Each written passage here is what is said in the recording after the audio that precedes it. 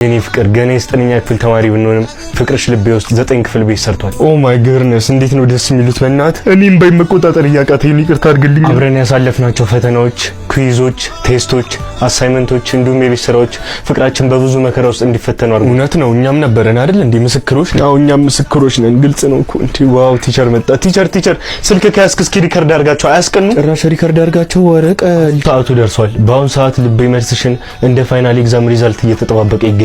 አረ ፈጠን አድርጉት ሰዓት የለንም እኮ ዝበላተ እንዴ። ይሄ እኮ የህይወታቸው ወሳኝ ጊዜ ነው እንጂ አድርጉበት። ተዋቸው። ይቅርታ ይመረብሻል መሰለኝም እኮ ሶሪ። እና የኔ ፍቅር ታገቢኛለሽ? አዎ የኔ ወድ አገባለሁ። yes እንኳን ደስ አላችሁ። አንደኛ ተመስገን ነው። ደስ ይላል። ትዳራችሁን የኢትዮጲስና የኤልሚ ያርግላችሁ።